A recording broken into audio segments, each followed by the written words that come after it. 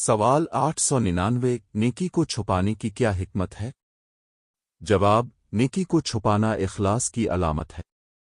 خفیہ نیکی ریا سے بچاتی ہے اور اللہ کے نزدیک زیادہ محبوب ہوتی ہے۔ سوال 900 قیامت کی تیاری کیسے کی جائے؟ جواب: قیامت کی تیاری ایمان کو مضبوط کرنے، فرائض کی پابندی، گناہوں سے توبہ اور بندوں کے حقوق ادا کرنے سے ہوتی ہے۔ جو شخص آج اپنی اصلاح کر لیتا ہے وہ کل کے حساب سے محفوظ ہو جاتا ہے۔ سوال 901 توکل کیا ہے اور اس کا صحیح مفہوم کیا ہے؟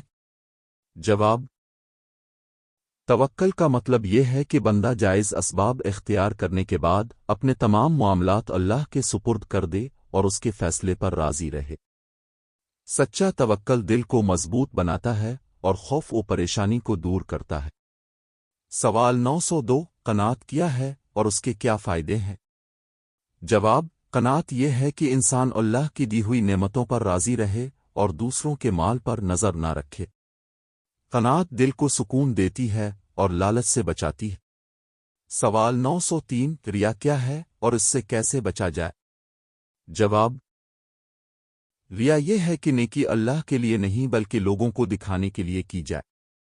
ریا سے بچنے کے لیے نیت کی بار بار اصلاح کرنا اور چھپ کر نیک اعمال کرنا ضروری ہے۔ سوال 904 فجر کی نماز کی خاص اہمیت کیوں ہے؟ جواب: فجر کی نماز ایمان کی پہچان ہے۔ اس نماز میں حاضری فرشتوں کے گواہ بننے کا سبب بنتی ہے اور دن میں برکت عطا ہوتی ہے۔ سوال 905 والدین کی دعا کا کیا اثر ہوتا ہے؟ جواب: والدین کی دعا اولاد کے حق میں جلد قبول ہوتی ہے۔ ان کی دعا زندگی میں کامیابی اور برکت کا ذریعہ بنتی ہے، جبکہ ان کی بد دعا نقصان کا سبب بن سکتی ہے۔ سوال 906 استغفار کی فضیلت کیا ہے؟ جواب: استغفار گناہوں کی معافی، دل کی پاکیزگی اور رزق میں کشادگی کا سبب بنتا ہے۔ کثرت استغفار سے پریشانیاں دور ہوتی ہیں۔ سوال 907 صلہ رحمی کیا ہے؟ جواب: صلہ رحمی کا مطلب رشتہ داروں کے ساتھ اچھا سلوک کرنا اور تعلقات قائم رکھنا ہے۔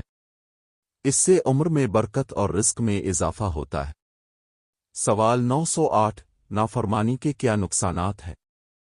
جواب: نافرمانی دل کو سخت کر دیتی ہے اور اللہ کی رحمت سے دوری کا سبب بنتی ہے۔